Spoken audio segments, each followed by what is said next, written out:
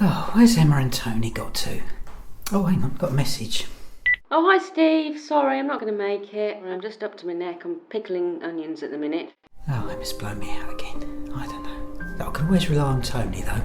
Oh, another message. Oh, hi Steve. Really sorry about this, but I'm not going to be able to get across. I've got a massive leak. He's not coming either. Oh, I know how to get him into the room. Alexa, play the Kitchen Garden podcast. Here's the Kitchen Garden Magazine podcast. You can now listen to the Kitchen Garden podcast through Alexa. Just say, Alexa, play the Kitchen Garden podcast. Bring the harvest home. Hopefully the growing season blessed you with a weighty harvest. The priority now is to ensure none of it's wasted. Benedict Vanheems has some tips on how to safely store your hard-won produce for longer. Early autumn is traditionally a time of plenty. The harvest is in, our toils rewarded by a cornucopia of plumptious produce with which to fill the larder. Summer vegetables, like tomatoes and salads, are joined by the first of the winter staples, such as leeks, kale and parsnips. If late spring brings us the hungry gap, autumn celebrates its antithesis: more food than we can possibly eat over the next few weeks. It's all too easy to get complacent, but diligence now, taking time to put aside some of this plenty, will reward you many times over when the glut thins to leaner pickings. It takes a modicum of effort and foresight for sure, but how wonderful to prepare well-filled stores to dip into during the quieter months. You with me, folks? Of course you are. Then let's get started. All out of alliums. I love the allium family: onions, shallots, garlic and leeks. Summer bulbs are easy to keep in store as long as they're properly prepared. Onions must be cured so that their outer skins dry out and turn papery to the touch. Dried on racks so that air can freely circulate around them, your bulbs should be ready for storing within a couple of weeks. The same goes for shallots and garlic. I like to upend them, feeding the rapidly shrivelling foliage through the wooden slats of my greenhouse staging so that the base of the bulbs point upwards. The most attractive way to keep your bulbs is braided into an onion string or gathered into a garlic grap. They're easy enough to make so long as you've kept enough of the old stem with which to weave. If you haven't, don't worry. Bundling into net bags works just as well. Another option is to use an old pair of tights. Drop an onion into the bottom of one of the legs, then tie a knot above it to hold it in place, while physically separating it from the onion on top. Drop in the next onion and continue working your way to the top. Repeat for the second leg. Onions can then be cut free one at a time, working from the bottom onion up. Hang your bulbs up off the ground to avoid the unwanted attention of rodents. Store them in a cool, dry place that's adequately ventilated. You don't want the air to stagnate and create a dank and mouldy atmosphere. Garages are usually ideal, or perhaps an unheated room in the house. Bring in bulbs or whole strings as you need them, prioritising those that are soft or any bulbs with a thick neck, as they won't keep as well. Root cores. Main crop varieties of root veg are notoriously reliable winter staples. I love them and make them the star of hearty feasts such as warming stews or decadent Dauphinoise-style tray bakes. Properly cured potatoes need to be stored in a dark, well-ventilated place that's cool but not frost-prone. Both full darkness and proper ventilation are key here, to stop spuds from turning green and to keep them from rotting or developing mould. In Hessian bags, paper bags, or between layers of straw in slatted crates is the ideal, using toweling or old sheets to further dim light levels if necessary. Chunky beetroots and thrusting carrots will keep well if they're layered between sand to stop them turning rubbery. Remove the foliage first and inspect each root with a mind to meticulous quality control. No soft, snagged or suspect roots, please. See how the winter progresses before lifting your roots, though. My father-in-law very successfully keeps his carrots and beetroots in the ground all winter, simply digging up what he needs as and when. His free-draining sandy soil probably helps. If your soil is heavy, sticky clay, then you may find it easier to lift your roots before the ground becomes too claggy and uncooperative. Parsnips? Hey, they're as hard as nails, so don't worry about them. Leave them where they are to finesse in flavour with every passing frost. Or dig out what you need ahead of sustained cold snaps that might freeze the ground rock hard. All My Reads gives you unlimited access to more than 100 specialist books, from history to mystery, rockets to royals, planes to trains, bikes to biographies, and much, much more. Access the digital books across multiple devices, including your desktop, tablet, and phone. All My Reads is just $4.99 per month. Visit allmyreads.com to find out more. Browse the extensive range of titles and try your first month for just 99p. Get ready to browse and begin. Squash court. Pumpkins and winter squashes, such as butternut, spaghetti and acorn squash, are a joy to grow because once they've found their feet, they pretty much look after themselves. Aside from getting them sown and planted in the first place, the other crucial input from you comes at harvest time. A fully cured squash can keep until the following spring, so it's worth getting it right. These robust, thick-skinned fruits are typically harvested from early to mid-autumn, often once the foliage has died back or become hampered by powdery mildew. A very normal occurrence in the moist, cooling conditions of this time of the year. Handle the fruits with care and don't hold them by the stem, which can easily detach, leaving an open door to disease. Move them to a warm, dry place to finish hardening for storage. A warm windowsill, greenhouse or cold frame is the perfect curing station. The skin needs to harden enough to create a seal around the softer flesh inside. This takes between a week and 2 weeks. The aim is to reach a point where it's impossible to sink a fingernail into the skin. Once they're ready, wipe down the fruits with a sponge dipped into water with an added splash of white vinegar to kill off any lurking mould spores. Store at a cool room temperature after the skins have fully dried off, on slatted shelves or hung up in nets to ensure that all-important airflow.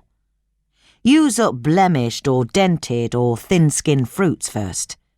Pumpkins should keep into the new year, while most types of winter squash may last until as late as April, just as you sow next year's crop.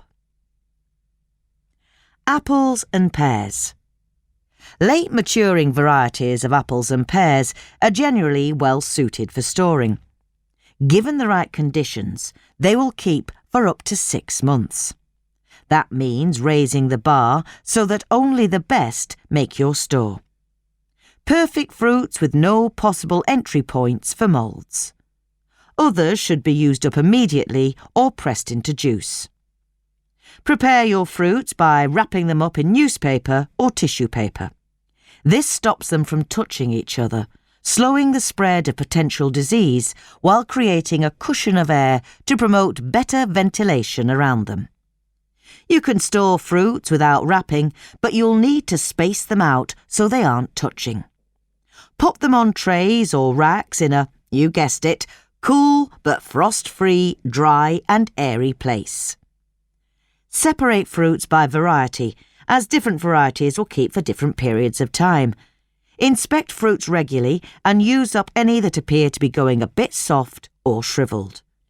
Do watch out for vermin too. The best way to vermin-proof your fruits is to keep them up off the ground and sheds or other stores secure, clean and tidy. Old King Cole. Cabbage is king in the winter larder. Bold, crunchy heads make for an expensive repertoire of recipes, so it's worth keeping a few in store for when you need them.